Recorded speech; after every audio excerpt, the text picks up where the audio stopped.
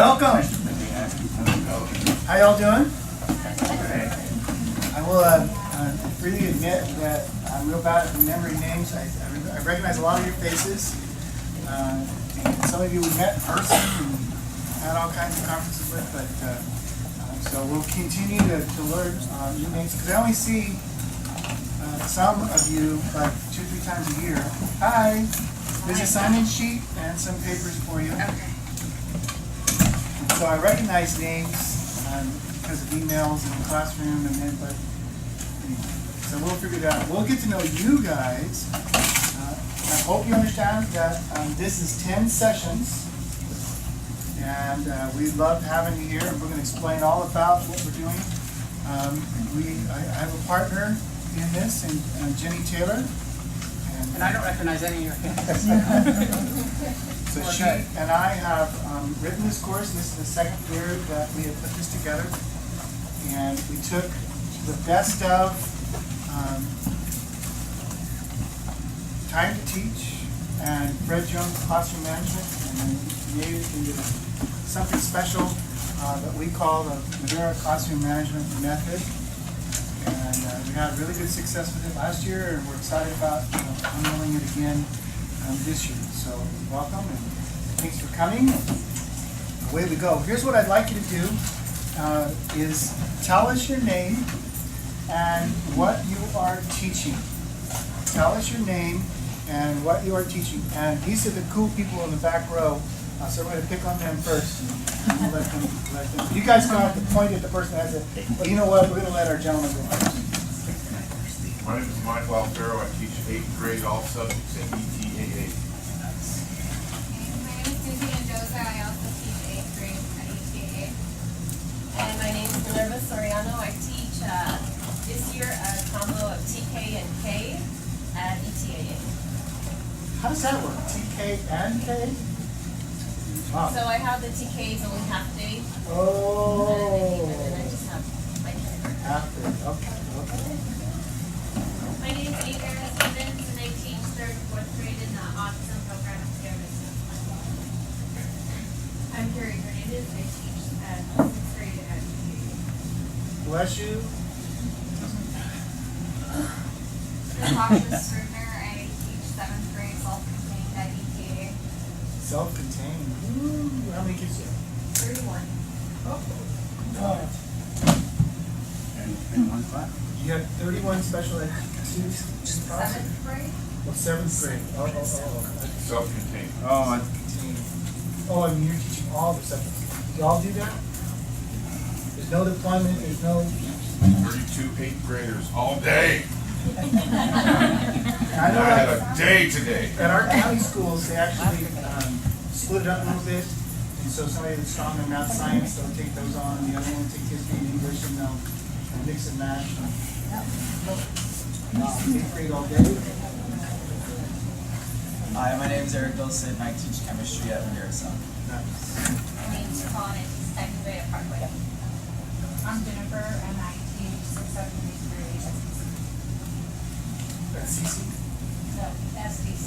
Oh, SDC. And what's that? Oak Creek Intermediate. oh, you're all the way up in Oak. Yeah. Oh, that's where I am. Tammy Rose, and I teach 6th, 7th, and resource at Oak Creek. I'm Taylor Brucey, and I teach kindergarten at James Brown. Ashley Gonzalez, 1st grade at Rose. Katie Christensen, 1st grade at First. Christina Boyer, I teach PE, freshman PE at Madera South High School. Erica Escalante, I teach 2nd grade at James Madison. Ava Gaeta, I teach ELA Kinder at Madison. One more from ETAA, 7th grade, Alejo Miramontes. How many 7th grade teachers y'all have? You're all here. What is ETAA stand for? Escuela Tafoya.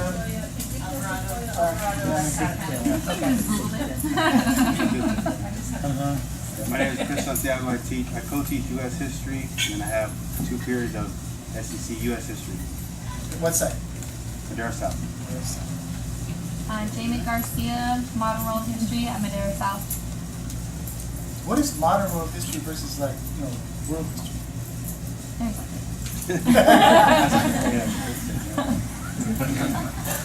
I'm Rebecca Molina. I teach 7th grade English and TJ. Angela Trong, 1st grade at Nishimoto. Sarina de la Rosa, I am a 5th grader at Virginia Lee Rose and yet self-contained 38 students. Was at 39, one just left away. I'm Lauren Ross. I teach 4th grade at Reagan and Coachella. Jim Sanchez, 4th grade. Ezekiel Tafoya Alvarado Academy Charter School. Thank you. Hi. But you gotta introduce yourself. Sorry. Hi, I'm Jackie Young, Nishimoto Elementary School, RSP K through 6. Very good. There's a sign in and some papers for you. So welcome. Any of you guys going home tired? Yeah.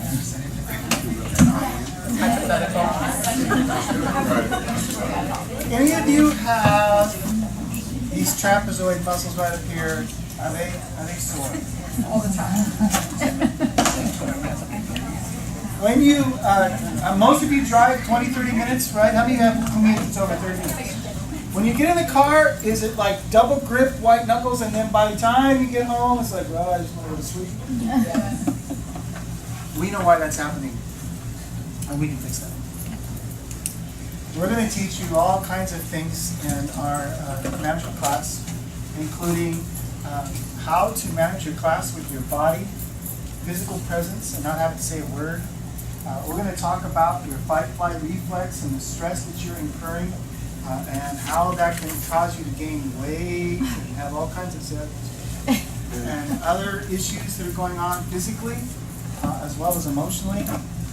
We're going to talk about how to teach a class without revealing your emotions, because you might come into class on Monday after having a big blow up with your significant other over the weekend, and you're like, right? And it's Monday anyway. And we're going to talk about how kids can read that. They can read you like a book. And there are days when you have no capacity to deal with any interruptions, any problems, and you're going to snap, and we're going to teach you how to avoid that. We're going to look at procedures and rules and lesson planning. We're going to look at the physical makeup of your room. Even today, we're going to talk about that.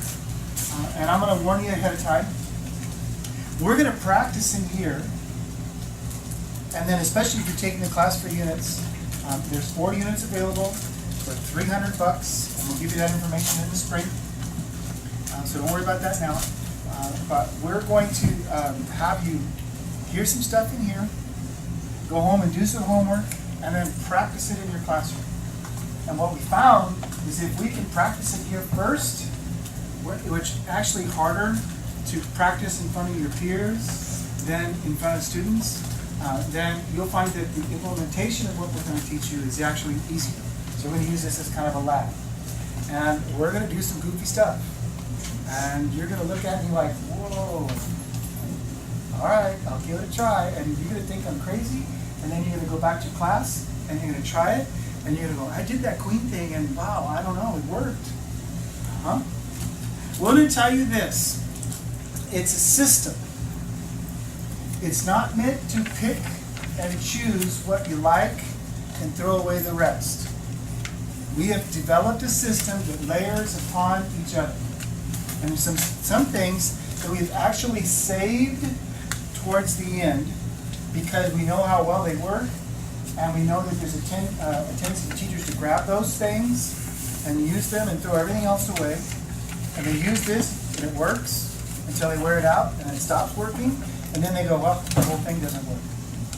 So we know that, and that's why we put it in the back end instead of the front end. We're trying to schedule this so that you have most of the skills and practice before you get that final evaluation in the spring, so your classroom management is perfect and ready to go. And Jenny's going to come and observe you. So she'll throw you an email the day before, so she'll come and check out your class and things are going with the only lens of what the things that we're talking about in here. She will never, ever go to your site administrator and say, oh no.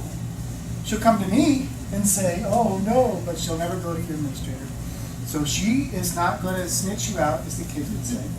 She's not going to rat you out or tell on you. So you can trust her. Don't get nervous when she's in your room because she's not judging you. She's coaching you. There's a difference. Okay? And so we're gonna provide that as a resource for you and a way to go. The way the units work, if you're curious, it's 15 hours per unit. So somebody do the math. What's 15 times 4? 60. 20 hours is here in this lab. So that's why we have 10 sessions and then 2 hours apiece. And I'll tell you that we really value your time, and so we start on time and end on time, okay, within a couple of minutes. I promise not to say, oh, it's 6:30, okay, give me another 20 guys, I need some more time. No. We know that you have babysitting and food and dinner and family to get home to, and so do I, and of course there's Monday Night Football. And the Dodgers are playing the Rockies tonight for first place, so that's important. Got to be home by 7 o'clock, so there you go.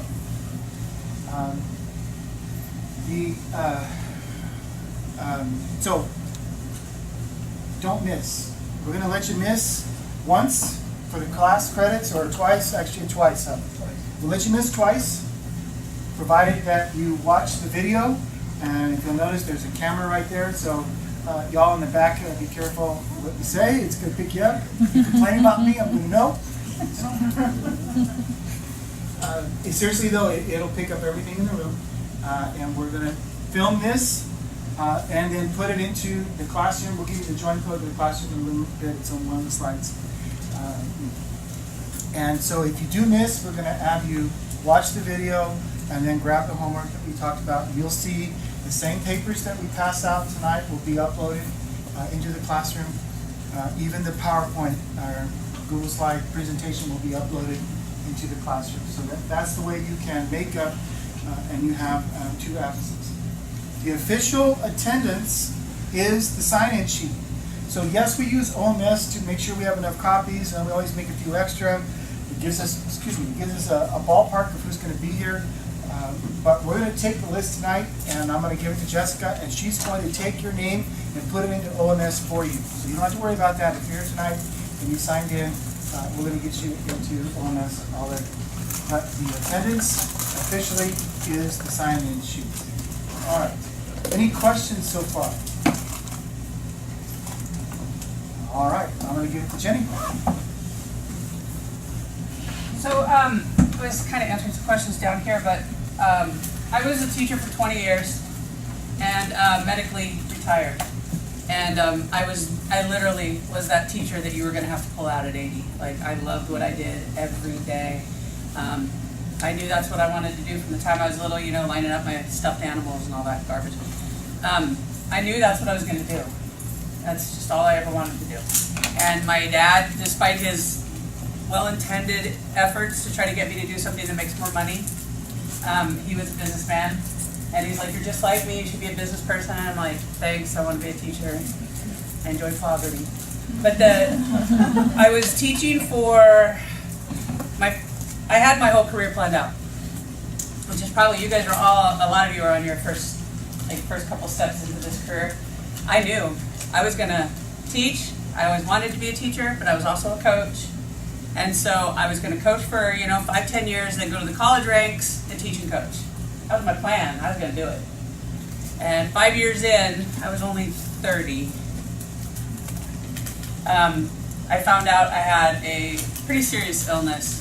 And my doctor said, yeah, you're not coaching anymore. You're not. It might have helped if I could have controlled myself a little better, but I was very irate, I guess is a good word. But anyway, so I was told I couldn't coach. And after I got back on my feet, I'm like, what am I going to do? I'm not used to and I don't mean just teaching, but I'm not used to walking out of school at 4:30. Just not. And I had gone to an AVID conference and decided that Central Unified needed AVID. And so I brought it back to Central with a couple other folks and the program. Wait, need an introduction? Go ahead. Melissa Vilas, nice to meet y'all. School. I'm embarrassed to say. Because I'm late. Don't be embarrassed. There's no embarrassment. So then Sorry, let me get rid of I'm like, Avid needs to happen here, and myself and a couple other people got Avid going, and it was the best thing that I ever had a part of, ever. If you'd have told me 20 years ago that I would sit here and say that I was considered an academic coach, I would have laughed at you, because I was the jock. I was the coach. And then started doing this Avid thing, and it was eye-opening and amazing. But one of the things about, and this is something I realized was key in my career, is I always felt like I was fooling people.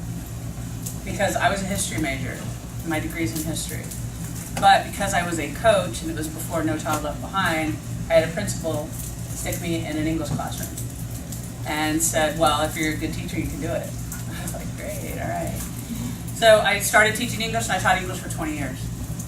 And so when I realized that, I think I just totally lost my train of thought on that. I knew that I would be in education my whole life. And I loved it. But what was cool for me was realizing, I didn't realize till I was probably 15 years into my career, and I was sitting at an English conference, and I was thinking I was fooling people all the time. Like, don't come in my classroom because I might not be teaching writing right. Don't come into my classroom because I might not be doing this right. I might not be teaching the process right. Because I wasn't an English teacher by education. My education was not English. And so I thought I was pulling the wool over all these people's eyes, and we're sitting at a conference one time, there were probably 75 people in the room, and I heard one of the teachers go, well, if only when we were getting our English degree, if they'd have taught us how to teach writing to kids. And I went, whoa, wait, what? And I raised my hand. Wait, you guys didn't take a class on how to teach writing to kids? They were like, no. And I'm like, 15 years in, I'm like, oh my God. Oh my God, it was like, boom, this huge weight came off my shoulders, and I realized that I was doing just fine. I was doing just fine, and that what I was doing was the right thing. Did I lose my battery?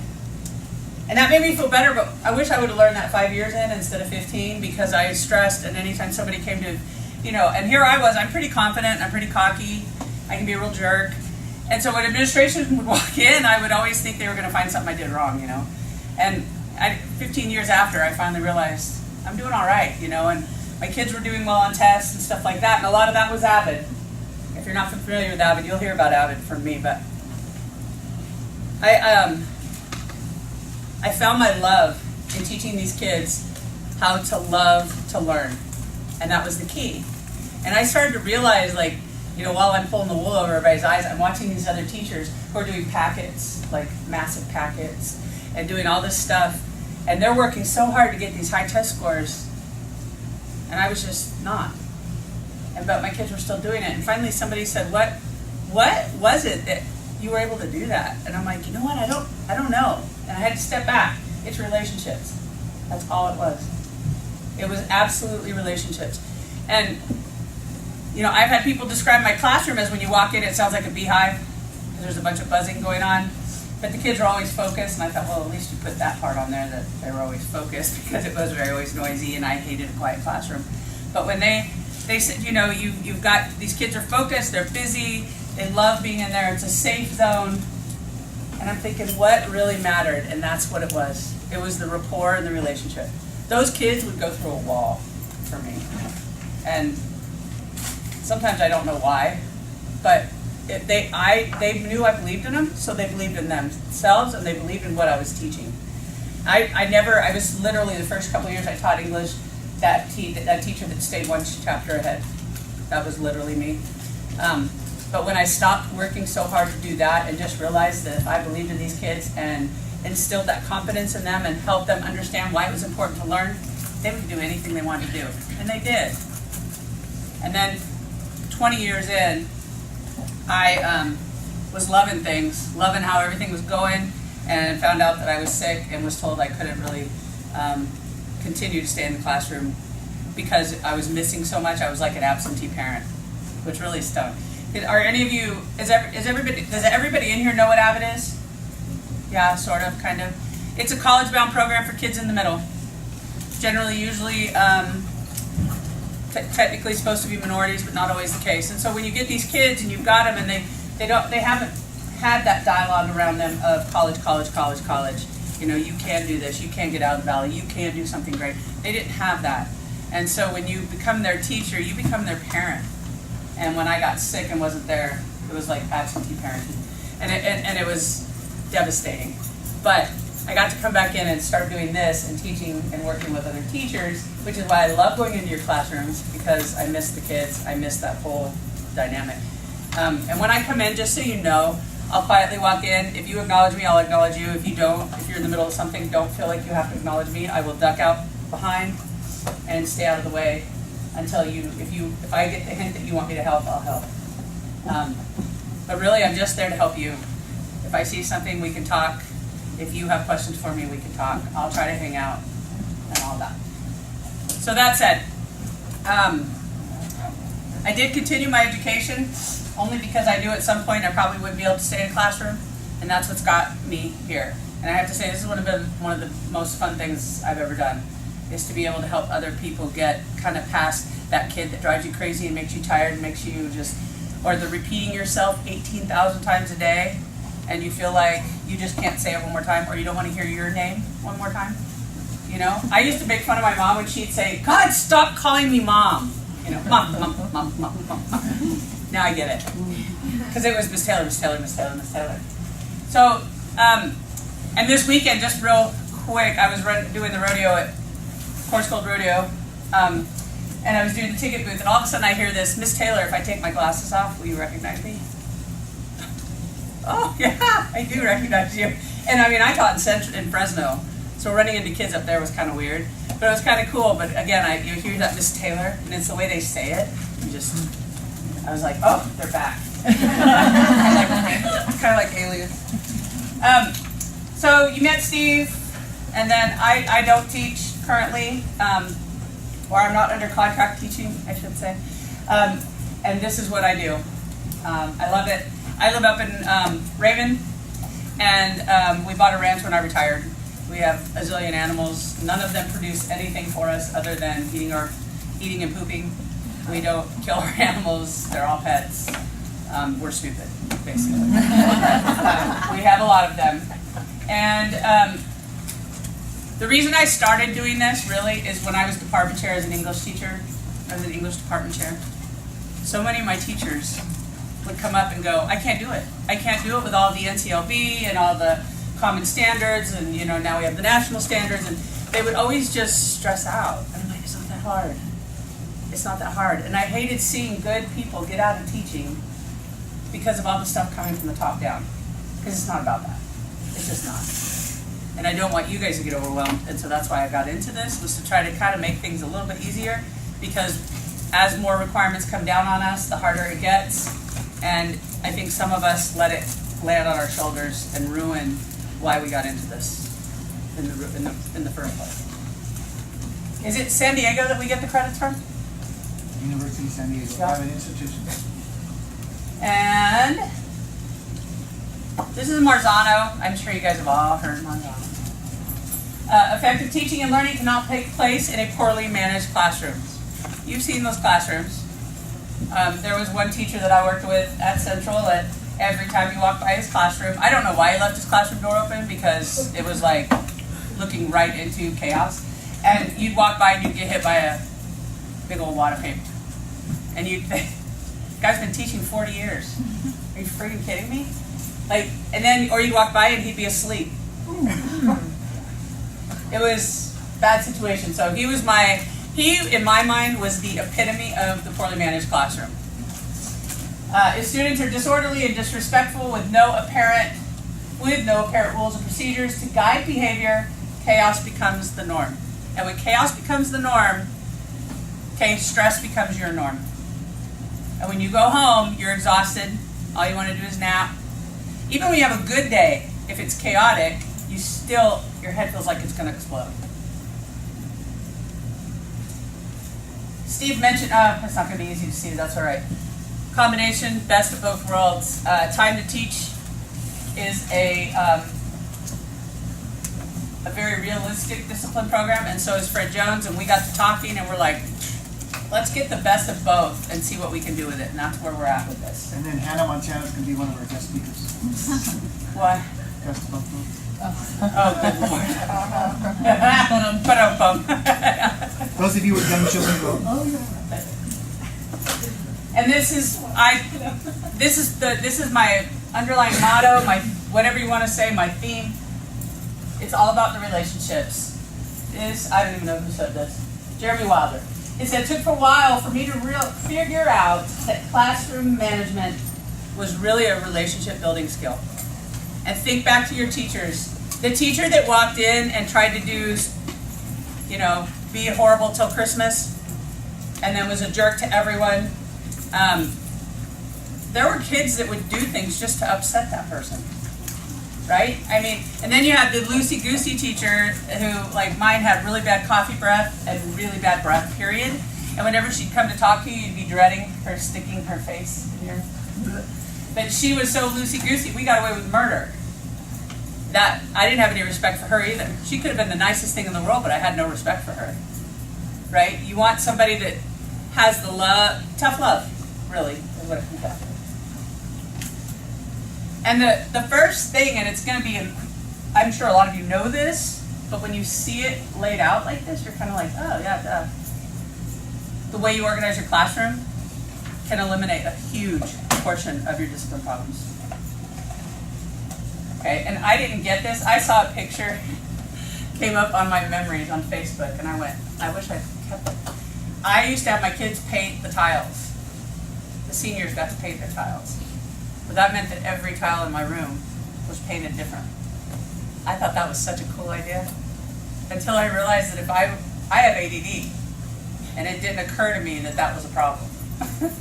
And then you'd see kids like, dude, especially if they came in stone, they were really staring at my student.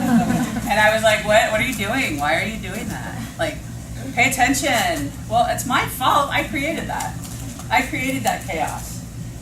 So today we're going to talk about some things you can do to kind of eliminate clutter, even body clutter. And what, think about the colors that are soothing. Think about music that's soothing. Think about those different kind of things that trigger learning. That's what we're going to be talking about. Instructional environment, you focus on prevention. I have watched so many teachers run around chasing their tails, like bouncing over here to stop this kid from screwing around, and then this kid over here screws around, and then it becomes a game, right? You become a pogo stick, and you're going back and forth. It's ridiculous. So we're going to teach you how to kind of keep things simplified. Soothing colors, classroom design, 2 seats away. This will become very familiar with you. Zone of proximity. When you've got a kid who is, doing this. He's not doing it necessarily to be a pain in the butt, but it's a habit. If you want him to stop, instead of stopping everything and saying, can you knock that off? Just walk over to him. Proximity. They don't want you near them. And then if you don't say anything, they're going to be like, what is she doing? Why is she standing over me? What is she going to do? You want to have that little air of mystery, but you also want to make it clear, this is my classroom, and you're going to knock that off. Set limits, and your classroom is your domain. Whether you're PE, whatever, that is, when you have those kids, that is your domain. Own it. Own it. I used to joke, I'm the queen in here. You guys aren't queens in here. You're not going to tell me what to do or where you're going to sit. I'm going to tell you. And that wasn't to be like, puff it up. It was, this is my classroom. And there was an understanding that when you walk through that door, you're not going to bully. You're not going to cuss. You're not going to do those things. And I'm sure a lot of you established that in the beginning. And those kids respect that. They will respect that until they're in their old age. They will remember that you set the boundaries. So claim your classroom back. There's 5 components. I'm not going to read all these because it'll take forever, but we have classroom expectations. We have classroom design, which is what we're going to be going over today. Classroom expectation, lesson planning, which is huge. I would say lesson planning is probably 70% of your classroom management and your discipline.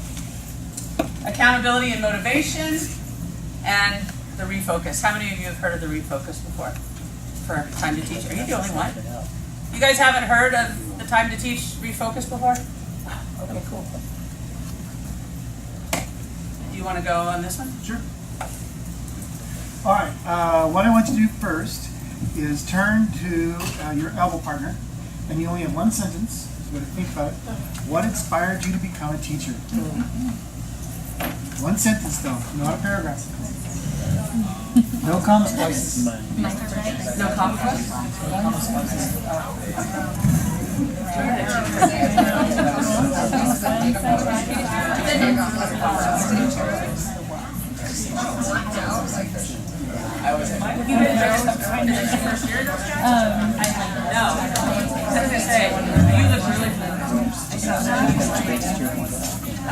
No, my kid doesn't.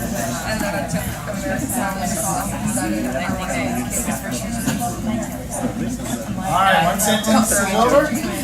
Now, harder question. I want you to think of your favorite teacher. Think about why they were your favorite teacher. And I'll give you 3 sentences on this one to share with your elbow partner. About your favorite teacher. Why were they your favorite teacher? And I'm guessing that question number 1 and question number 2 are related.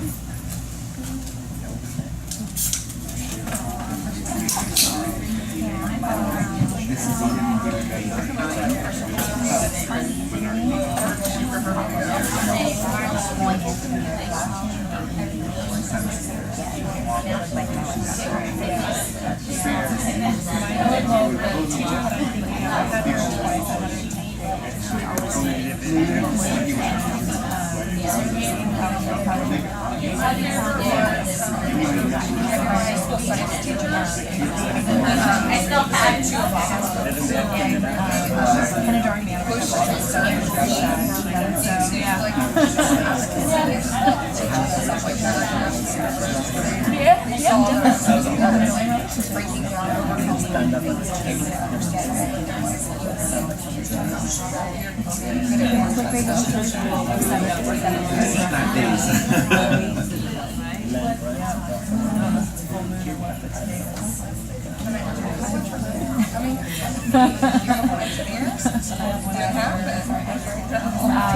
Three, 2, 1. Okay. One of the things I would be willing to bet is that your favorite teacher was one that allowed you to get away with anything you wanted, right? No? You got a C on the test, but you smiled real pretty and they gave you an A, right? No? They had teachers' pets and you were one of them. Yes, but no. How about this? They had high expectations for you. And they were tough. And they had high expectations for behavior, and everybody respected them. In fact, some of our best teachers talk with a really quiet voice. When things are getting crazy, they talk quiet. Because there's a natural inclination.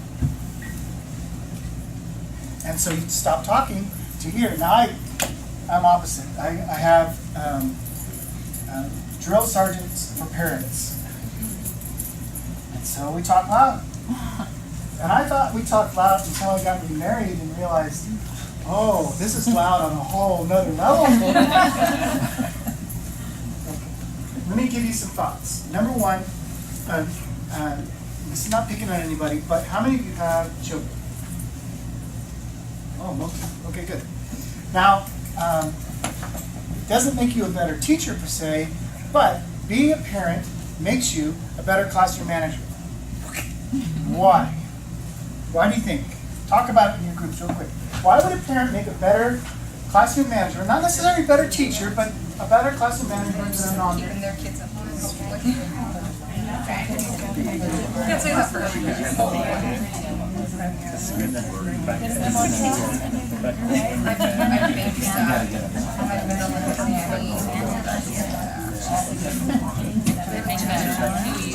All right, how many of you know this? As a parent, You can be really hard on your kids and they'll still love you.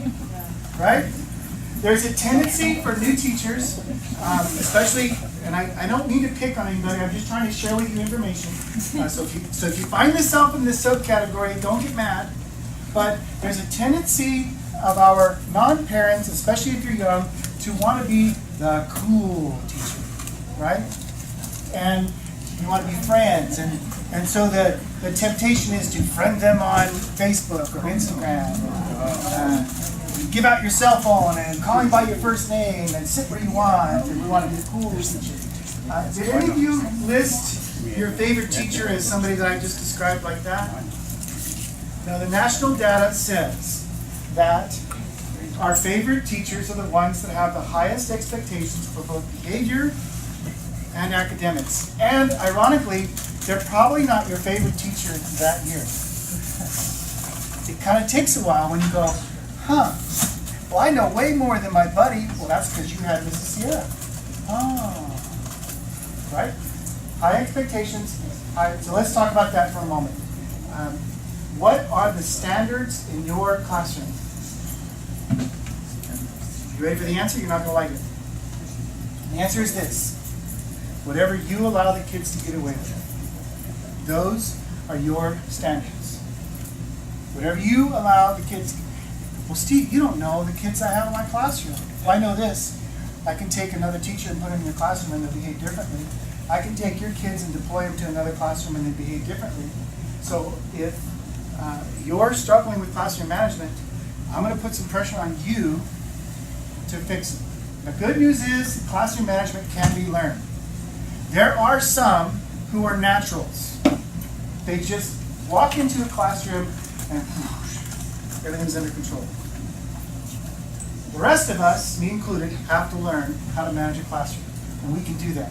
But the first thing I want you to understand is you need to have high expectations for both the academics and the behavior. Okay? The second thing we're going to talk about is how you speak to them. And I want you to mean business. We used to kid and tell teachers don't smile until Thanksgiving. We kind of mean it still today. All right.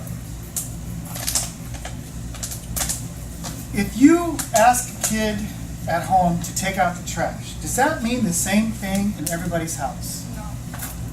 No, it doesn't. What do you mean? Why? You said no. Why? Because there's like take out the trash as long as you get it done within the day. There's take out the trash right this minute. There's take out the trash, go tell your brother to take out the trash, and you not have to do it. Things like that. There's ignore it and mom will take care of it later? Yeah, take out the trash. Oh, mom's telling jokes again. Yeah. Mom's telling jokes Did you again. yelp when you said take out the trash, or did you just say take Or out the did I have my headphones in? Or was I playing a video game or looking at my phone when you said that? Because if you did, it went in one ear and out the other. And I will tell you that it doesn't even mean the same thing in my house that it means to me. And I'm trying really hard to adjust to. It's been 3 years. We got married in Valentine's Day in 2015, and I'm still learning to keep my mouth shut. See, that's really difficult. But I'm kind of one of those that said, "Hey, it's time to take out the trash." Okay. I said, "Take out the trash. Where are you going?" And there's the concept of, well, as long as I get it done before I go to bed. But, oh no, that's not what I said. So one of the things we want you to learn is if there's a behavior that you expect, you must teach it.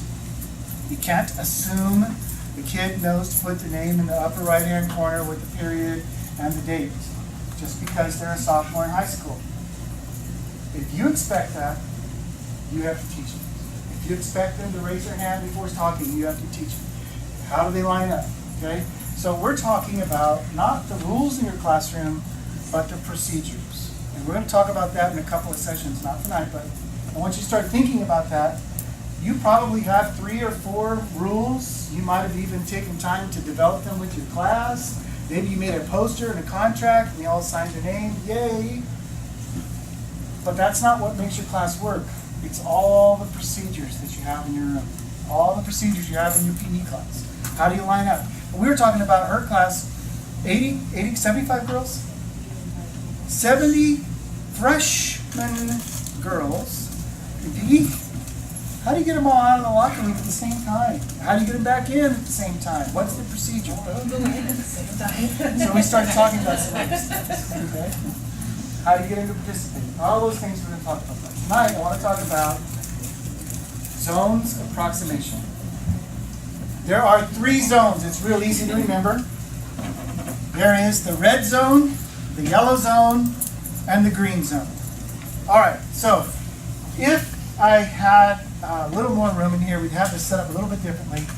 But over here, as I stand here, this whole table just went on full alert. We call this the red zone, about 8 to 10 feet. So what happens in the red zone? Students are paying attention like crazy, and they know they can't get away with a thing. So cell phones get magically put away, pens come out automatically, writing goes on, right? What's going on way over there? Whatever they want is exactly right, because that is the green zone, way over there. 8 to 10 feet is the red zone. Between 8 feet and 12 feet is the yellow zone. And what happens in the yellow zone is you have students that are doing this. They're checking to see if you're watching. The longer I'm over here, allowing that group to go off over there, what's happening? They're going nuts. What do kids get paid to do? Goof off. And you know who's goofing off? There's really 2 sets of kids that are goofing off. One is the kid that's struggling with reading and doesn't want you to know it. That is a classic strategy to hide. Please don't pick on me because I can't read and I want to read out loud and I struggle with reading, and I'm going to let you know because I'm going to goof off every time I think you're going to make me read or answer a question out loud. The second is your straight A student who's gotten the work done in 10 minutes that you plan to use 20 for. What are they going to do with that extra 10 minutes? Kids are paid to goof off, and that's what they're going to do. So, we need to figure out how to manage the classroom with our physical presence by, just like a comedian would, we need to work the room. We need to walk the room. Okay? And so we want you to begin to think of how to set up your room in such a way that you can walk and quickly, in just a couple of steps, change the zone from green back to red. And we're going to teach you later on how long you should stay here, because the longer I stay here, the longer this little group over here in the green is going to go crazy, right? We're going to look at that. So I want you right now on the back, the last piece of your classroom arrangement is a room arrangement. Okay? I actually want you to turn the whole thing over to the blank. So just turn the whole packet over. On a scratch paper, I want you to draw out what your room looks like right now. Draw out what your room looks like right now. Or on the back side of it. So I'm going to flip it. You're going to turn it. I'll let you choose. Where do you have the hardest problems? And maybe it is in the gym later on when it gets cold and wet. I don't know. 70 kids in the gym. Yes. What does it look like? Or how does it look like when they line up on the field before, right after the change clothes, but before you take attendance?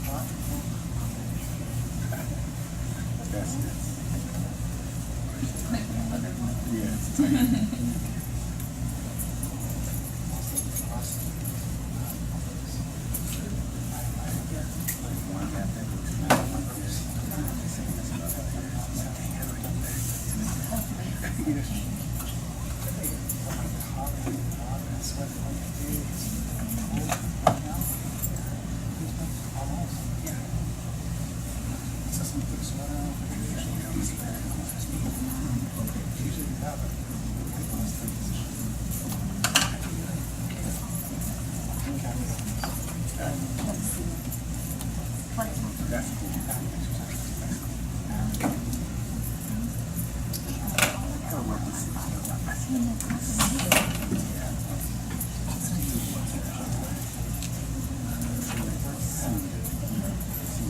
teach other people.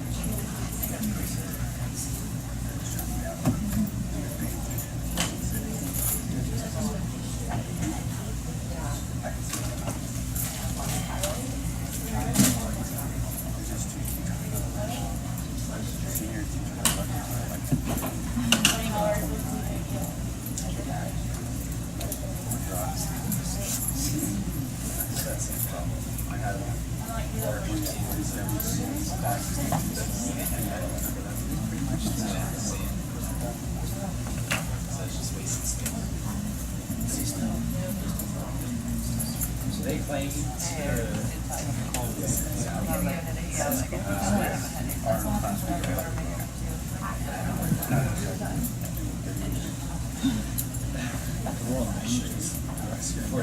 before it gets later.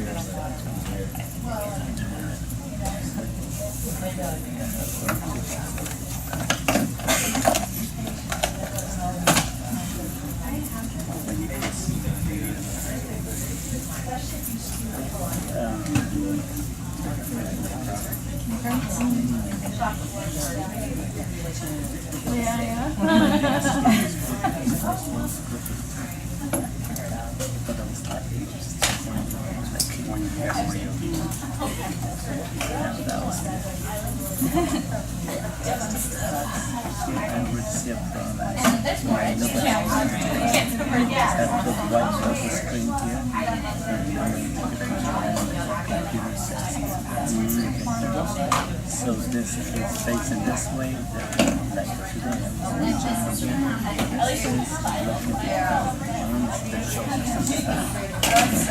so I need to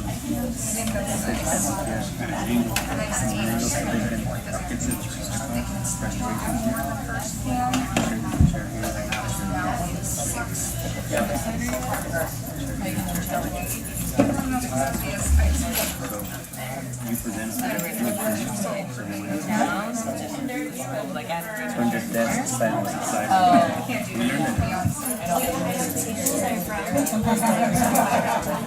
Otherwise they're always going to be facing I don't care. I'm not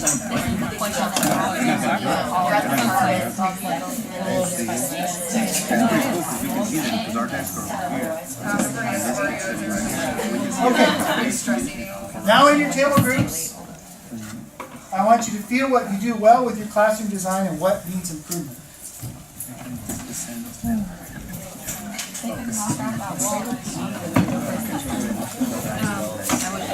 As I think about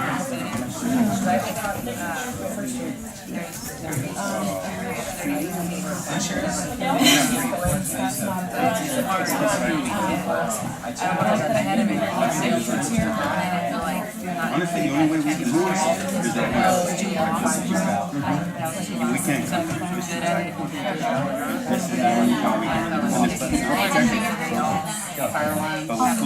In your floors, are they facing each other? I gotta try to flip it right now. Does some of them are like that? So I think. Two are facing each other. Yeah. These ones are facing. There's one. So that makes sense. Like these two are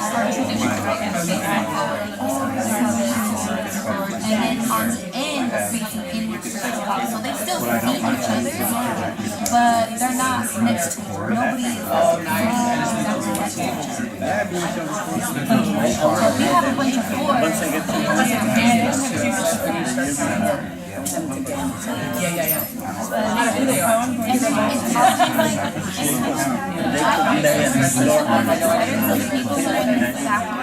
those are the ones whose teachers need to see the mountains.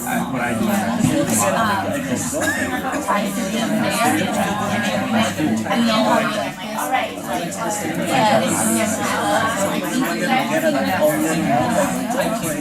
you do talk to somebody going So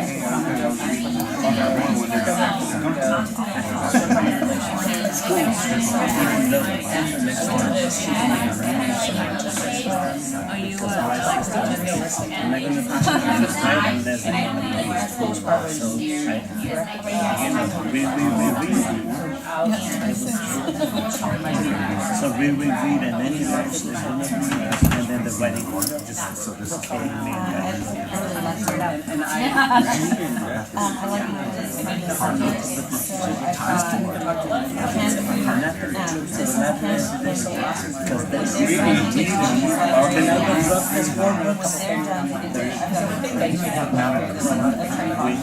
Yeah, Sandra East. So then you have the space like you're saying. I didn't even put that You read and that's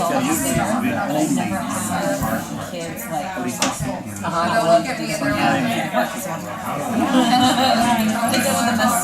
oh yeah.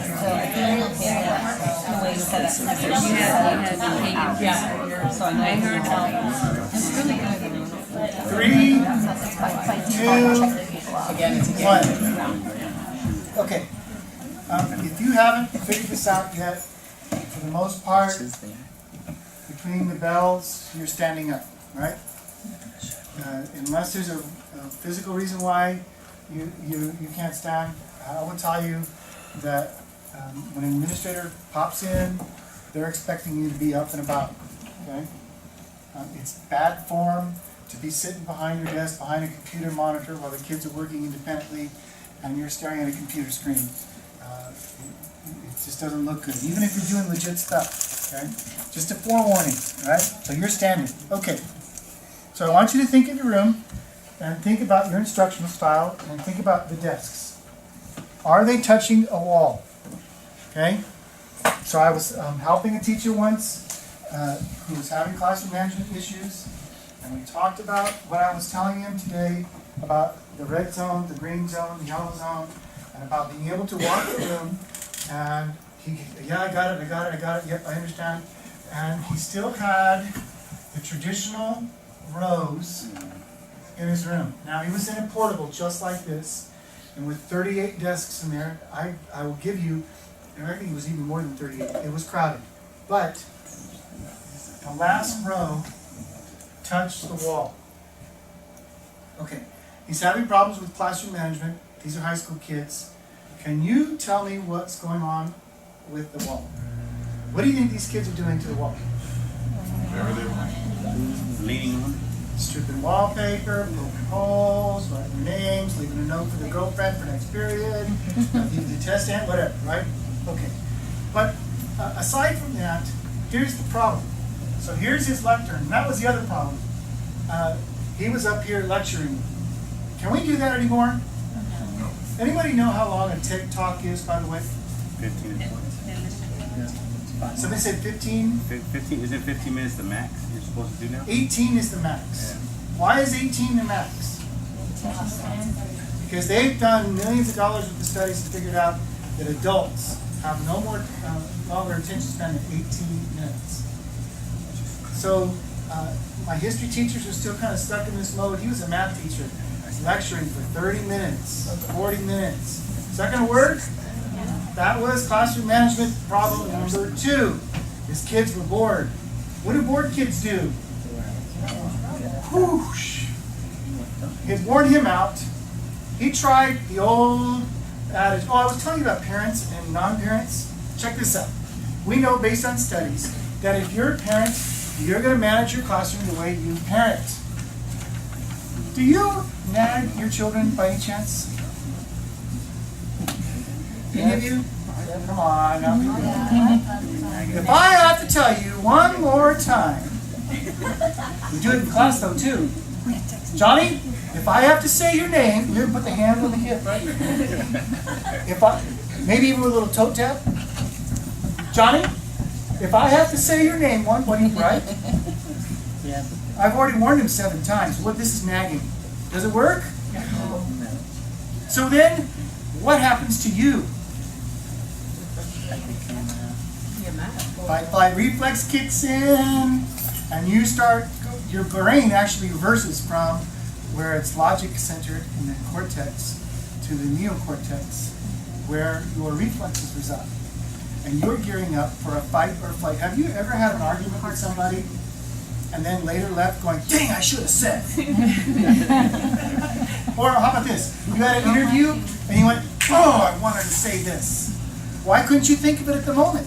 Because you were nervous. Nervous is the same as being fight flight, and you were thinking with the neocortex, the reptilian part of your brain, and you couldn't think logically. Do you know a kid in your class can control you by getting to think with your neocortex? And it works like this. I've had enough, I don't want to hear another word. And the kid says something else. And then you say something else. And then the kid said something else. And then you say, that's it, get out. You know it's not the kid's back talk that gets him kicked out of class. It's the teacher's back talk that gets a kid kicked out of class. Well, in Time to Teach likes to say, don't take the bait. They say don't take the bait, and when you start that engaging, you're basically climbing up stairs until you are so angry or so frustrated that that's when you go, you're out. And we'll talk about that because that's a no-win for everybody. So this teacher's up here, and maybe he walks this way to help a student, but there's a disruption over here. So now he's got to walk all the way back, all the way over, down, settles this one, but as he's doing that, because now we're red over here, but what are we back over to here at? Green. Now it's green here, so he's got to walk up and back and over. Uh-oh, now there's another disruption over here, and you think of kidding? Watch a junior high class one time. When you get this fire out, this one starts up. When you get this one out, right? And so now he's walking, and forget about it. What about during test time? Do you ever wander the class just to see what kids are doing when they're taking a test? Can you walk behind the kids in this manner? No. You've got to have space. Okay. So I looked at some of yours, and it looks pretty good. Let's give you some suggestions. All right. Some of you have rows this way, and then you have groups of 4.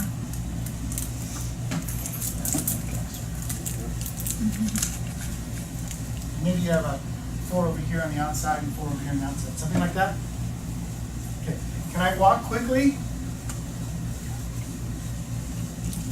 to all the groups?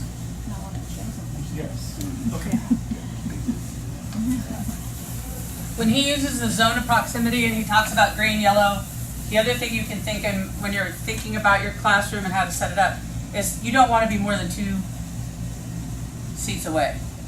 Because if I'm trying to talk to you over there, it's not near as personal, you're not engaged. But if I'm, this close, it's like I'm right here. And even you're a little bit further away, but I can make that contact. So you want to think in your head no more than 2 seats away. Safety reasons and for engagement. Some of you might have the choir look, right? Have you tried that one? Or the horseshoe? Saw this one at Liberty High School. The science class had a row that was like the outside and then an interior row. Okay? So the teacher could walk back and front pretty quickly. Right? All right. Can you walk your room quickly the way it's set up? Next question. Now, some of you are sharing rooms. You want to, yeah, I get it. All right, so I can't help you there if you're sharing a room and you especially sense that you're collabing and you're just visiting and then you're moving on, and I get it. But the rest of you to control your environment. Is there too much furniture? Can you get rid of some of it? Okay. Can you get rid of some of it? You want to be able to walk your room. All right. We had one first grade teacher that had been here a while, and she had collected all of these books. And she had this wonderful library. But because the curriculum kept changing, the books didn't keep up. But she thought, well, these are wonderful books. But pretty soon her room became more and more crowded with all of these books, and we finally asked her to get rid of the books. Broke her heart, but she ended up with more space. All right, so think about the furniture that's in your room. I think a lot of teachers also, you don't give up anything. And if you can gather more, you keep it. I had bookcases all across my back wall because I wasn't giving them up. And you know, that's something that when the longer you teach, the more you realize there's some years that it's really lean and you're not going to have a lot of supplies, so you beg, borrow, and steal everything you can. I was that person, and I was a hoarder, and my room was craziness. Somebody should have walked in and told me to throw stuff away. TKK, have a carpet? Yes. With dots or squares? Yes, please. Okay. So you might, elementary, you might have a carpet area. Can kids bump the desks? Can they touch other things? Are they, or is the carpet pushed away in such a manner that the kids are not allowed to get into other people's stuff or bump their head as they're crawling around? Or think about that. So you want plenty of, not just the carpet, but you need some buffer zone around the carpet. Okay, this is important. Some at Webster, out in is it Webster? Yes, out in Golden Valley. They had what they like to call the flexible seating arrangement. There weren't any desks in the classroom. And that was kind of weird. I don't know. That wouldn't work for me, but it might work for you. But it would drive me nuts. You let kids sit kind of wherever they wanted. And that's a new style that's out there. It's not one I recommend, but it works for you. Do you know how to address the special needs and the seating arrangement for them? So I want you to think about that. Before you draw again, I want you to think about how you can move in and move out. And we're going to practice that. Do you practice that next time? Next week? Yeah. So we're going to actually practice how to look and how to move in.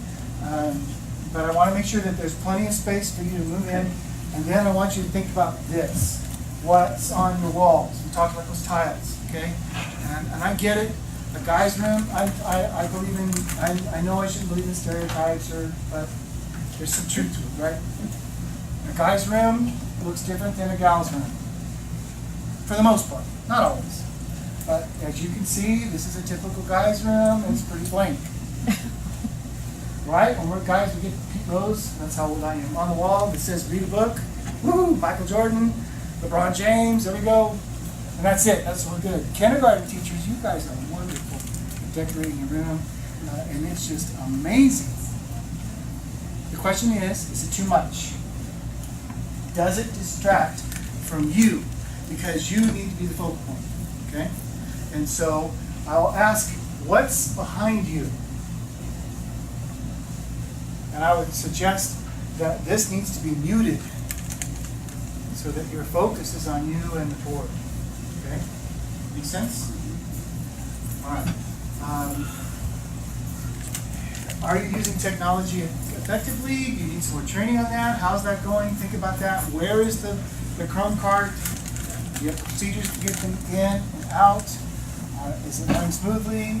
The equipment, do you guys have equipment you have to get out for people? So do you do it, or do the girls get it? Okay. Well, I usually do, but I have to clean it up because I want to be ready when class starts. So I usually get it up, set it up first period, before first period, and then at the end of the day I have all. Perfect. Any music teachers in the house? Art teachers? Drama? Oh, you all have drama. So you're the only one that's not in an academic setting. You're in the performance setting. We understand to see how that goes. Kylie, you're here. You're Kylie, she's going to take the class. All right.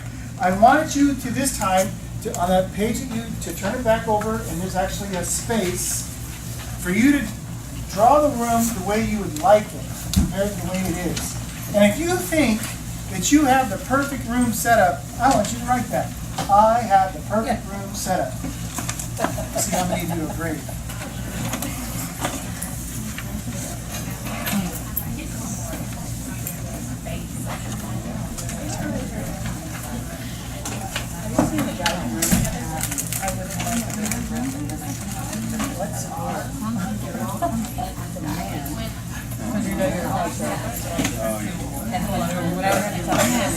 No, it's just no, like here's my board right here. It's just like in there. I loved it, but I would do Oh, that's all they got. Oh, okay. Why do you want to there? It's just flat, but they ruined it. And then on the other side, it just like aesthetic. I art of one that was Yeah. I would be, but I didn't want to make it.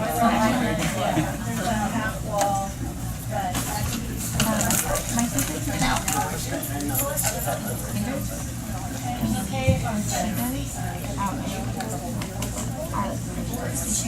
sister's right there, kind of lining up.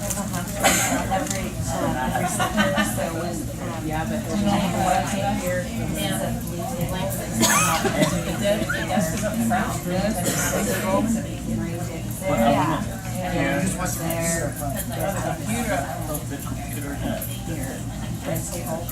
Right there, kind of how my that's how I like it. Yeah, it's a purple table, purple tape, white. That's just basically like like I insert when I can do it up, like I have to have them, and therefore it feels like I can have them to choose my shoes. But then it's like when you're trying to put those types of that, it's always How are they paid? How are they paid? They're just base to base? No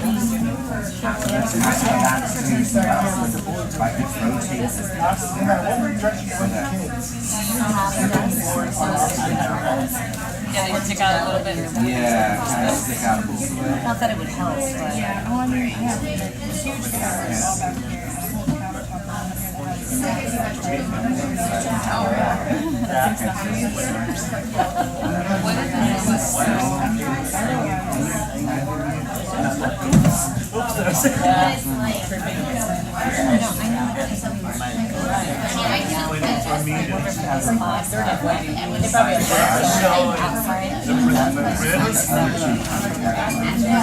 I know we can't take them live right now, but.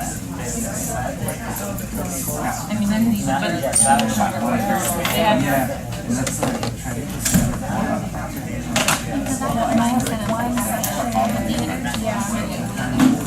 Yeah, they don't always be like It's that. not always the same thing, like turn around and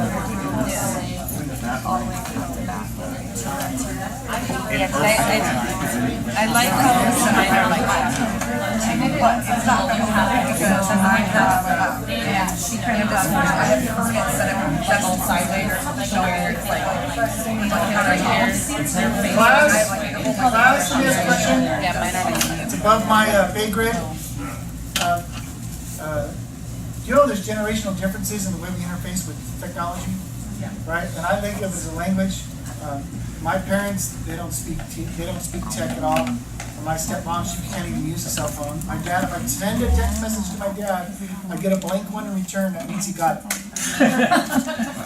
I speak with an accent. When we talk about technology, I kind of get it, but I kind of don't, and there's some things I can do well and some things I can't. But we found that younger generation, y'all are fluent in technology. So here's the question. Think about a Windows machine, laptop or tower. Is it possible to Bluetooth a iPad tablet to the computer and then run the computer from the tablet? Some computers, the Prometheus one has that tablet where you can like do stuff. Some of the smart boards have tablets. Did you have a tablet for your Promethean board? That is one answer. Anyone else know though about iPad? We don't interface with an Apple computer, right? I can Bluetooth my Apple We have a tablet. coworker that does his tablet to his Apple TV. Apple TV.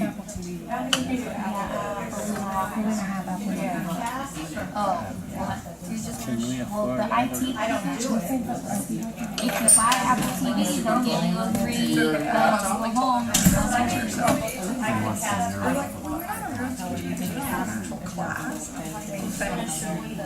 Well, I can have Alright, so I'm gonna Google that.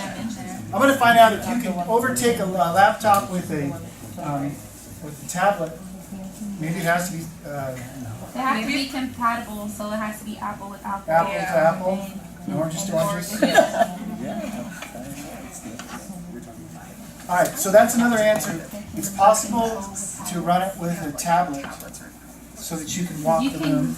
with Apple, like let's say I just had my phone in there with Apple TV in here, I can mirror it, so everything you see on my phone is what you would see on there, or everything that's on my laptop you would see on there. So the Apple TV would be on the laptop, and the laptop's hooked up to the projector? The Apple TV would be hooked up to the projector, and then How do you're you do just that? casting. How do you, I'm not IT. how do you hook up an Apple TV Technically, to the projector? I'm sure it's easy. It's just like It is? a not USB, the HDMI cord.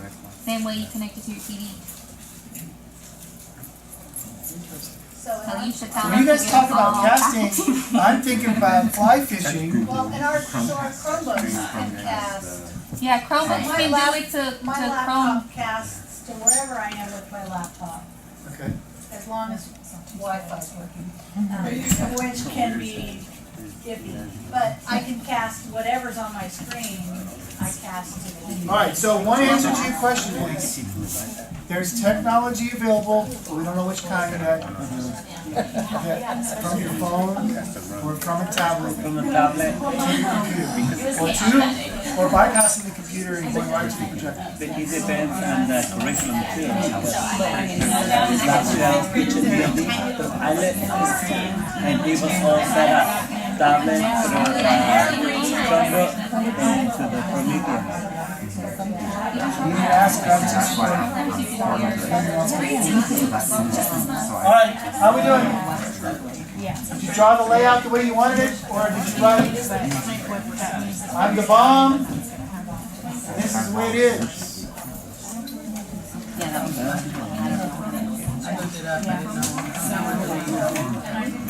I'm tired.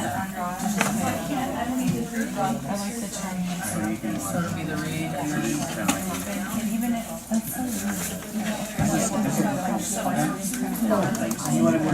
You know what, I was gonna have them do it on the back of it, but they're gonna share out each other, so we'll just have them do it on the back of the newspaper and one of them be the recorder.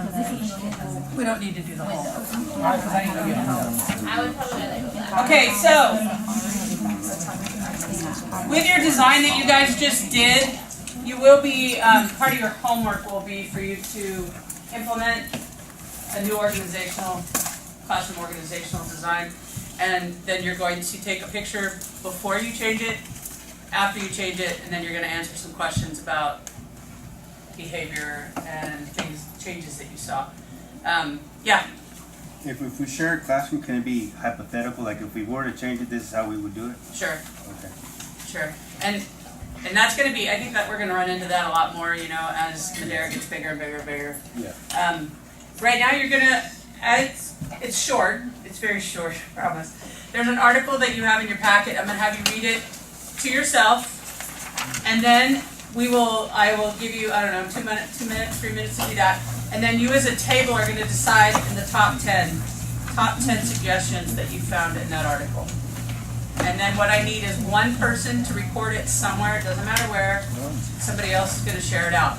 We've gotta kind of be quick and concise in this so we don't get all, take up too much time. So, take 3 minutes to read the article, and then let's say at 6, we'll start sharing out.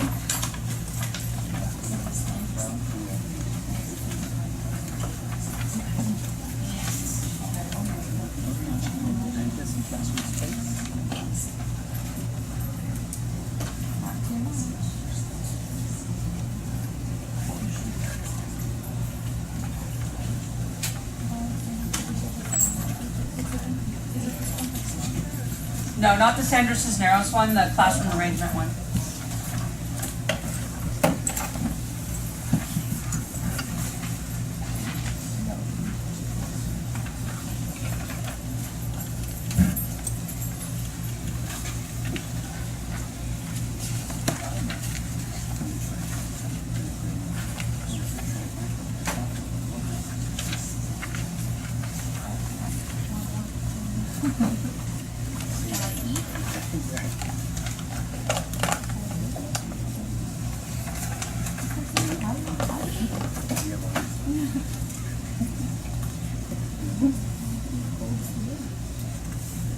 me see the files.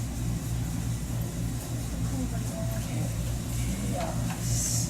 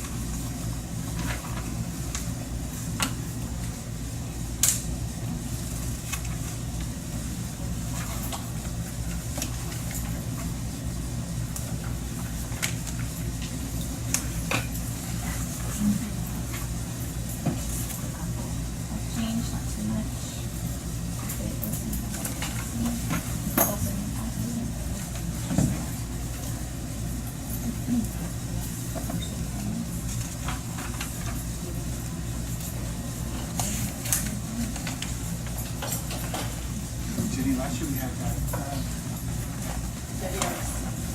well, we have the video for session 2, I think. Natalia, please put pictures of classroom arrangement. It's a CD chart. Yeah. Thought about that when you were talking. Bring it next time. It's not in a folder.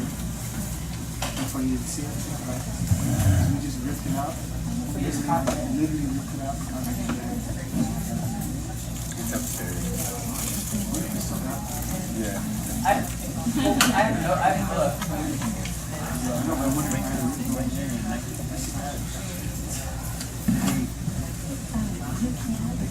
Make sure you have one recorder and one person sharing out.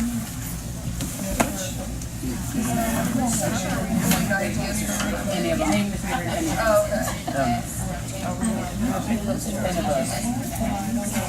They pretty much a suggestive article. So like, one of my daughters, and I don't think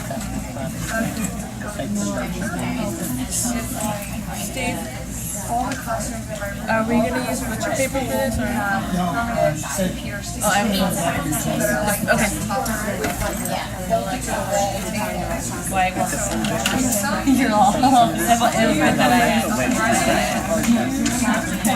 And then right next to it is my smartboard. And then between that, space, they put files in. Yeah, okay. Because it's all like the different activities.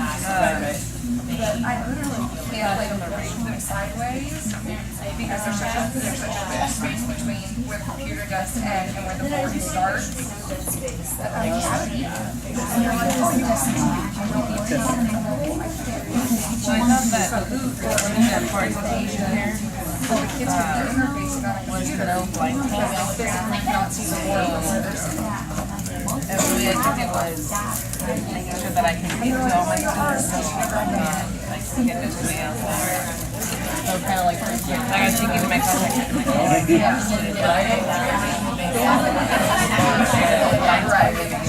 because I can't use it right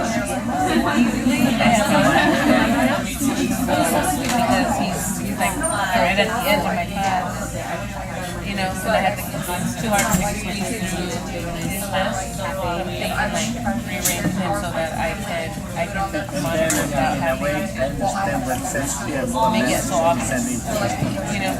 You know, but I would tell him this is my house. Because like it's literally his desk against the wall. Like he's the only one in the school. That's because I'm so Shoes and everything.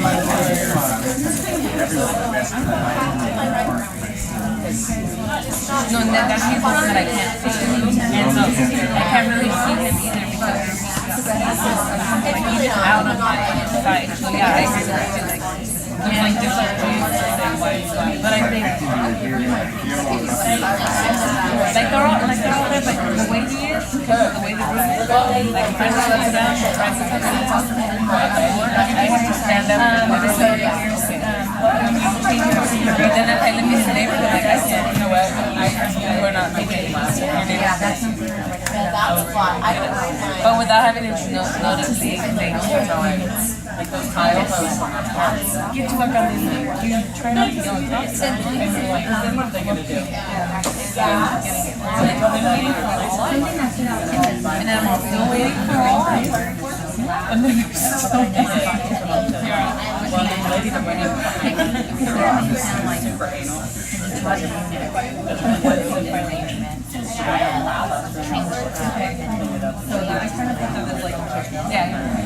because it was kind of like how to do with him being a and he's a good kid. I just, you know, like, and I feel like, well, you're good there, but I don't feel like it's good for you. It's like, as I think about you, you're sitting there, like, it's just look at to organize my kids and track of their work. I was going to question like when they're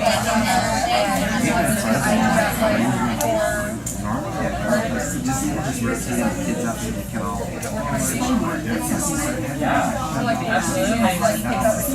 Try to think if we see that. Yeah, this is especially when, yeah. Make it look like the tower against the wall, and that big empty space. That's what I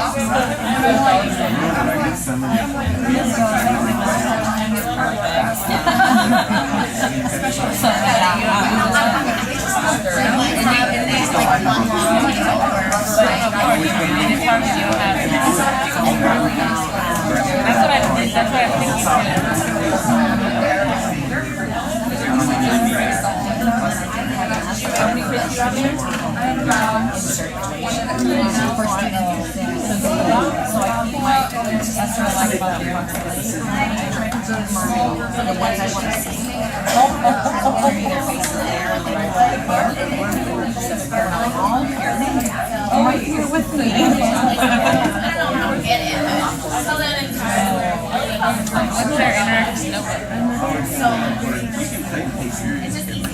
Oh, but they're in their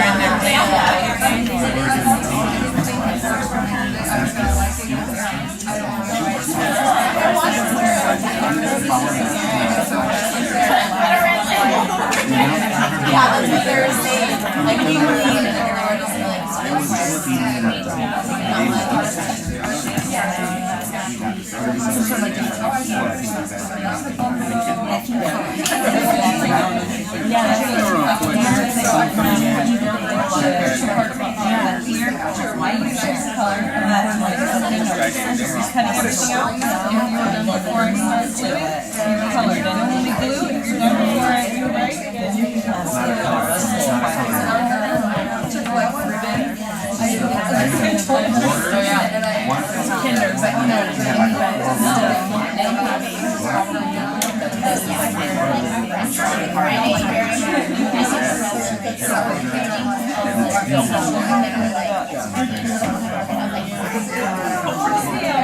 I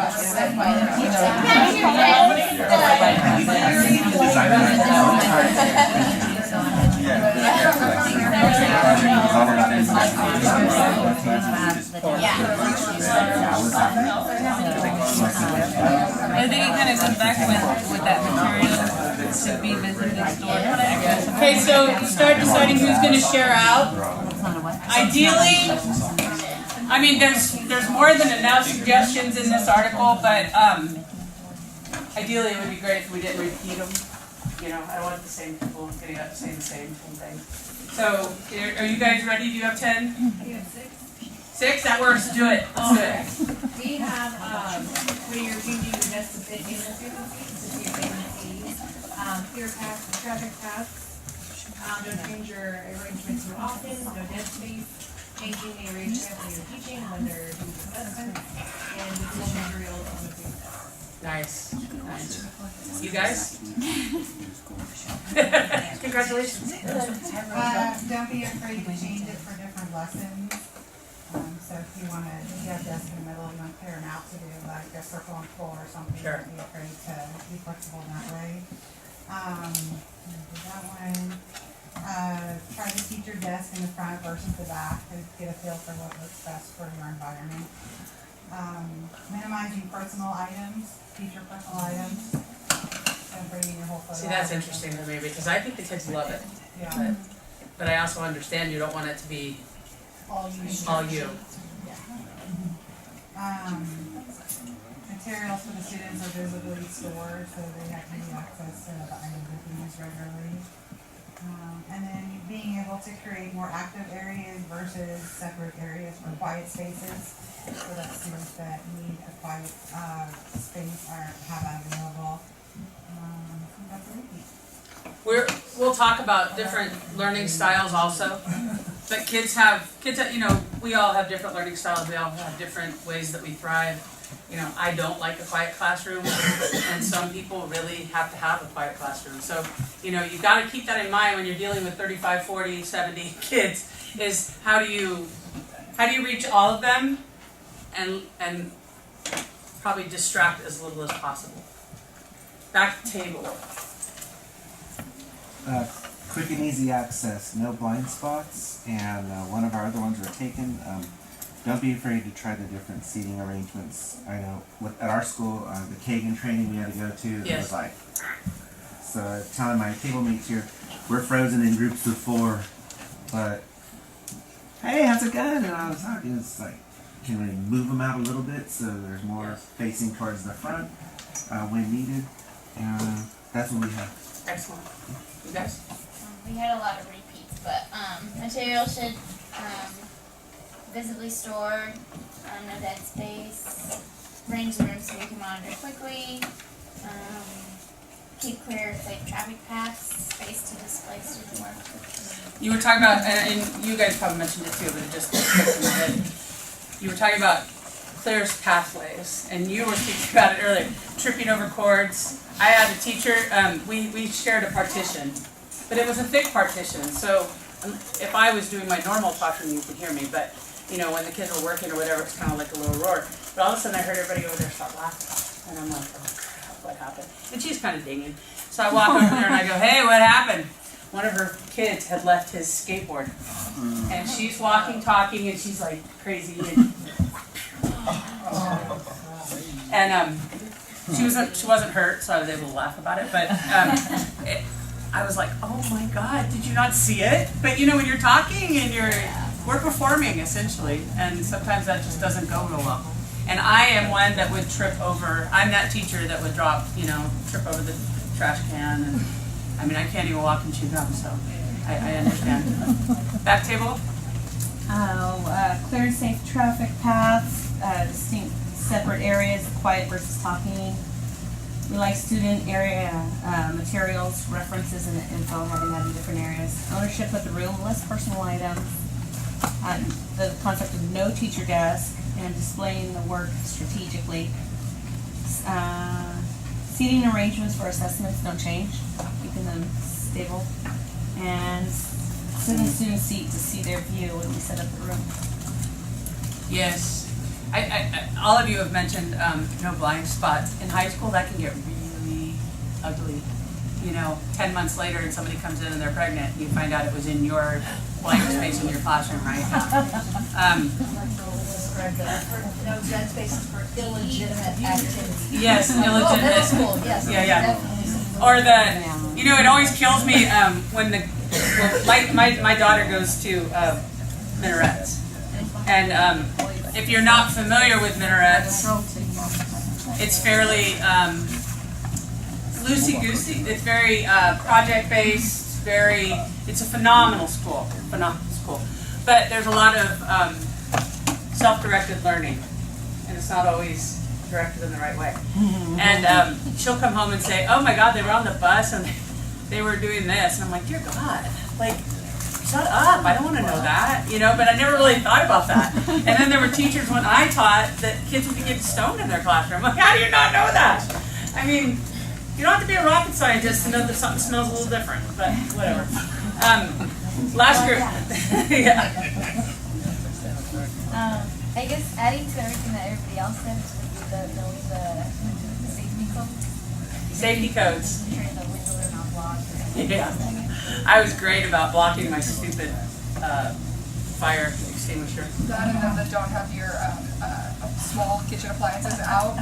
I happen to have like whiteboards that slide open and I have storage, so I just shove everything in there. Oh yeah. So that way I can still have a coffee maker, but it not be where kids are like, hey, can I bring something in out of Right? Starbucks? And when you get old, like I had a microwave, I had a fridge, and every year they say, you can't have that, it's a fire hazard. I'm like, yeah, whatever. But one year I bought a chair from a garage sale. And I didn't think about the fact that it might have been a frat chair at some point or something like that. And they brought the drug dogs in. So we're all out there and they bring the drug dogs in and they come over to me and they go, is that your chair? And I'm off. I bought it at a garage sale. Why? They're like, sure you did. Well, the dog alerted. I'm like, oh.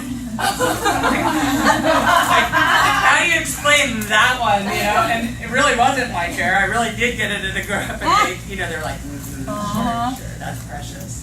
So anyway, that's one of the things that came up is the whole teacher desk thing. I'm a big proponent of not having my desk or my lectern in the front. Right now it's hard for me to get around in here, and I don't want to fall in front of all of you. But normally when I'm teaching, I would be roaming constantly. And because of my illness and everything else, as you can tell, I have a propensity to sit down. So if the desk is there, I'm going to sit. So I have to make sure that it's in the back, where I can also keep an eye on them, and make sure they're not, if they're cheating or screwing around. Even if I'm taking roll real quick, which I was perfect for getting that in 20 years of teaching, I always forgot to take roll. But, I can sit back there and kind of keep a quick view and then be able to get up and move around. So they say no teacher desk. Some people can operate that way. I had to have a home base, even when there weren't kids in there. I had to have somewhere I could sit down and produce that kind of stuff. It's got drawers. Do what? And it's got drawers. And it's got drawers, and I can hide food in there and all that kind of stuff. I thought this was a cool article only because it gives you a bunch of suggestions. Keep in mind you don't have to do them all, right? You do what works for you. You do what works best for you. And you do what, where it's best for you to have your teacher's desk, that's where it all goes. It's got to work for you, and it's got to be practical, really. Don't get stuck camping behind your lectern. Don't get stuck camping behind your desk. And I'll tell you, almost every teacher I walked in to observe last year was up and around, but there was always the same teachers that I always walked into their room and they were always sitting. And that wasn't something I would ever tell an administrator, but in my head, I'm like, that's not so great. I thought this was hysterical. Ignore all the extra print, but it says, can you help me, Miss Martin? This wasn't covered in any of my education classes.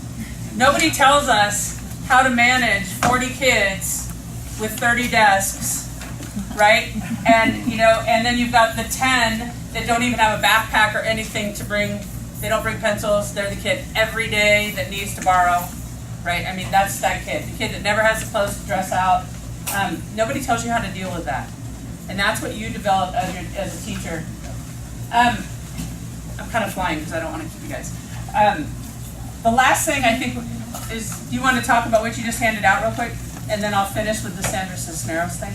So one of the things that I meant to have prepared for you tonight was different graphic organizers for different ways of setting up the classroom. And as I was drawing it on the board, I remembered that we had this, and so I went and photocopied it for you. If you want to compare that to what you drew, there's all kinds of different scenarios in there to kind of help you think through. Well, and one of the things that came up, and you guys heard, we talked about it, is that a lot of schools have permanent structures in your classroom. Like the science classrooms, I know often have the I want to say counters, the taller counters, you know, with the old gas that you used to turn on, probably not when you were kids, but we used to turn it on and yeah. And then go, who farted? Yeah. But keep, with that in mind, you have to obviously, if you're sharing a classroom where you have permanent structures, you're going to have to do things around that. You can't move it. I mean, I get it.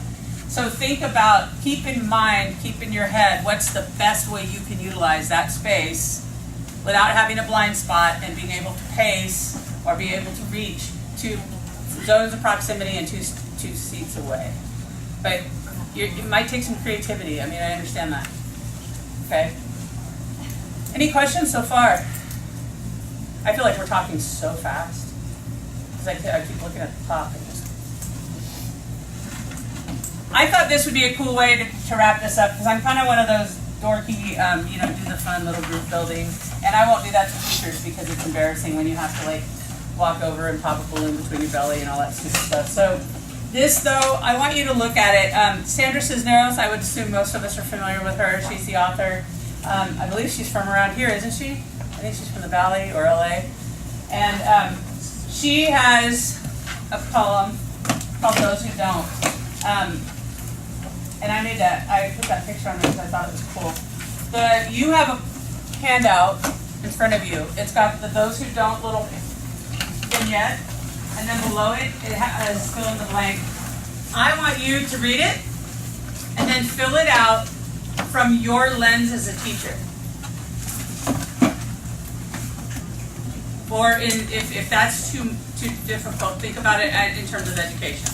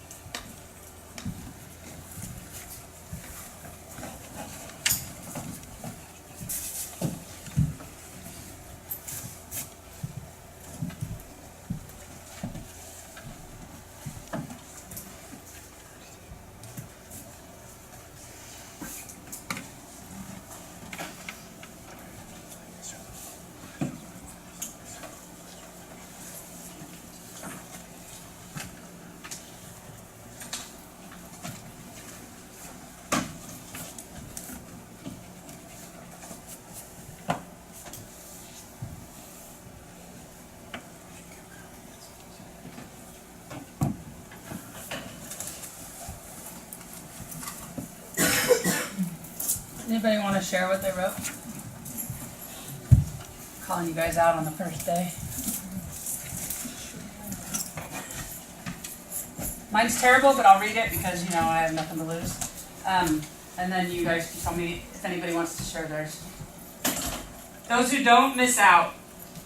They think they can't relate. They think they're too good. They are lost, but we seek them out. We know them, and we care, and we try to engage. Kids, we're here, but you, yeah, that's up to you. Anybody want to share? But Sure. I put, those who don't try will never succeed. They think school is a waste of time. They think they will never use this in life. They are naive, but we are here to show them. We know that hard work and effort and dedication will pay off in the end. As teachers, we are here for you, but you don't want us near you. Yeah, that is how the story goes, but no one will ever know. awesome. Yes, sir. I just don't have the last ending. But those who don't show eagerness to learn, they think immediate gratification to be of importance. They think, can't wait for lunch and my phone is dying. They are young and need education to be enlightened. But we teachers must be prepared. We know we can, we will, and school these kids to have some skills. Oh, awesome. Yes, ma'am. Those who don't know, they think they won't know. They think that they can't know, but they're young learners. They are young learners. But we will watch them acquire knowledge. We know that they will read and write and understand mathematical concepts. We guide these young learners. We are kindergarten teachers. But this is just the beginning. Yeah. That is the first step through a lifetime of learning. Awesome.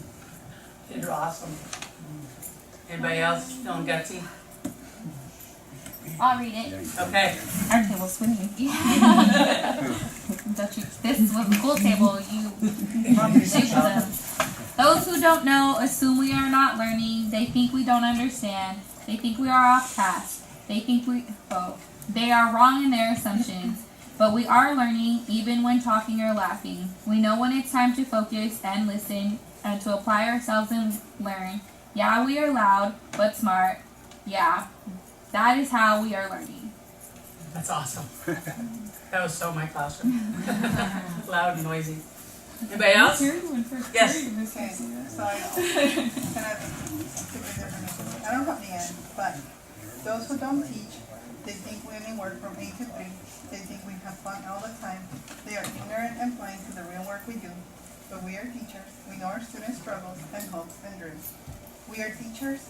We are here for our students. But we are learners too. Yeah, that is. And that's how we got Oh, I love that approach. That was awesome. I said, those who don't know better assume my kids are stupid. They think they cannot learn or produce. They think these kids are slow, no-go.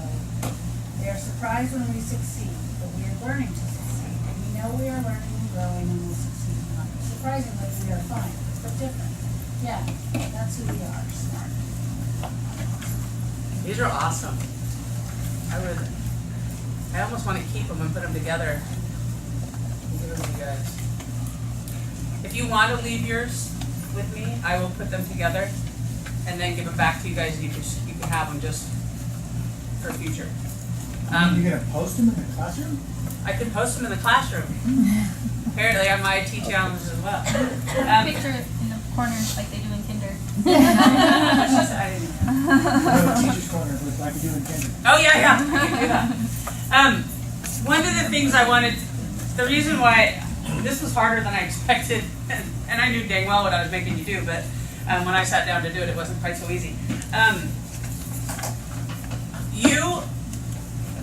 You can be the one difference in these kids' lives. When they come to us every day, some of them come without, you know this, without food, without parents, without, they might be being raised by their grandparents, their aunts, their uncles.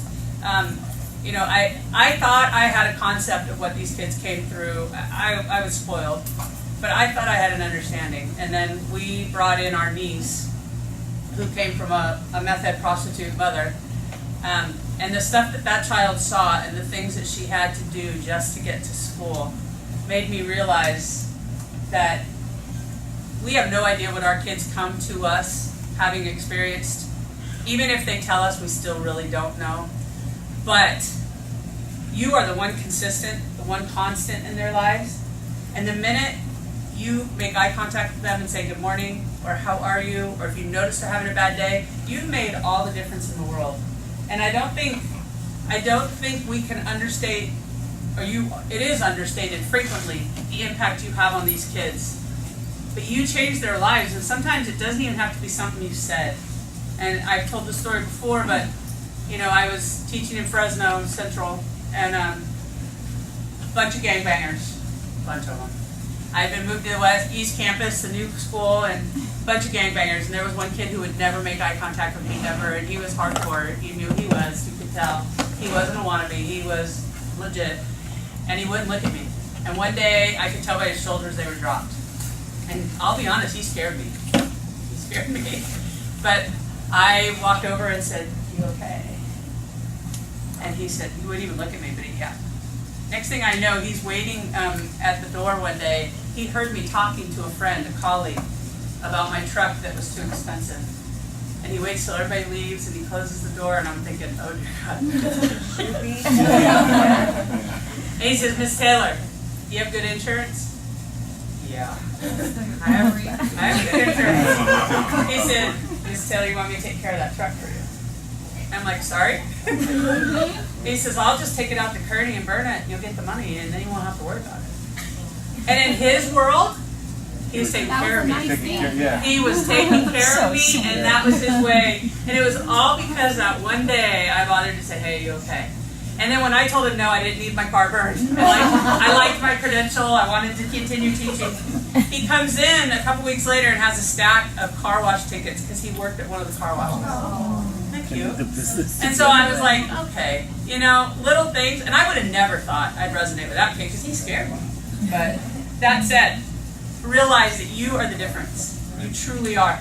And when we talk about your classroom, the least amount of clutter, the better. Okay, soothing colors. Do your research on that. Cool colors, green colors. You obviously don't want the kind of colors that are going to put them straight to sleep, and you don't want the kind of colors that are going to make them bounce off the walls. So do your research and find what you're comfortable with. And some schools you're not allowed to even touch the walls, so it really doesn't matter. But and there was something I wrote. What does clutter have to do with classroom management? It overstimulates the kids, and I found that picture in my classroom, and now I totally understand. It overstimulates, and if, like with me, there's a teacher in this district that his room is busier than mine, and I thought, oh, I like it. Like, it's comfortable when you walk in, but if I was sitting there trying to listen to a lecture, I'd be like, everywhere else. And I'm the kid, and some of you are probably that kid too, and that's probably why you went into teaching. I'm the one in a staff meeting that's sitting in the back texting 2 minutes in because I'm bored. And I was also the one, this is sad to admit, but I would pass out bingo cards for commonly used terms that our principals use. And then and everybody put money into a pot. And then you'd see us, we'd all be like this, and then you'd see us all go. He didn't like me a whole lot, but that was. Bingo. Probably shouldn't have talked. If I did that one more time, bingo! Nobody ever won. I had to give all my money back. But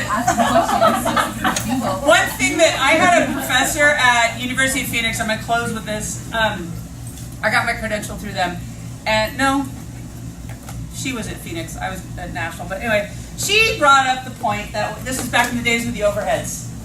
And if you had an overhead on here and it was crooked, probably 70% of your class could care less. But that 30% is obsessing over the fact that that paper is crooked. And I went, oh, that is so true. Because that would be me. I am not meticulous by any means, you can probably tell.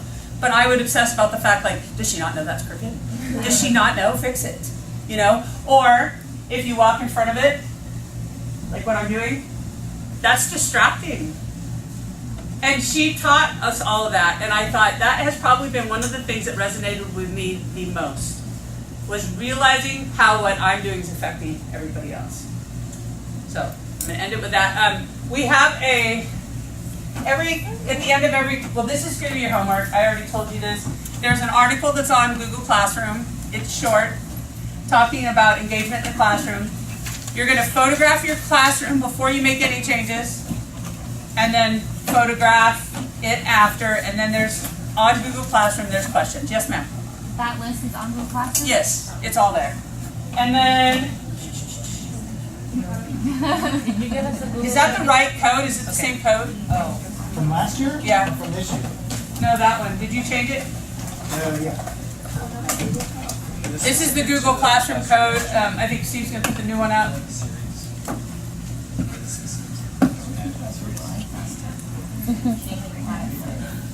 And there's a review, but I think you guys got that on the blue, right? I mean, on the green sheet?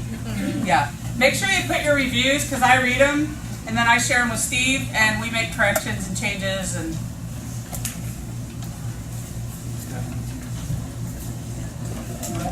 yeah, just 2018. It was 18. that's the code. We're glad you guys are here. Please, we'll try to keep it moving along every time you guys come in. We're not done yet. We're not done yet. Oh. Everybody write that down? No.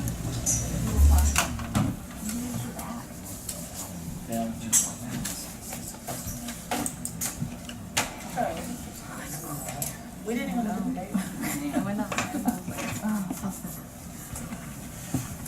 All those are lowers, yes? Yes. S1, and G. Oh, sorry. This is the L. That's his wife. That's the best preschool teacher in the state of California. No, legit, he means She it. told him he had to. Like certified. Gracias.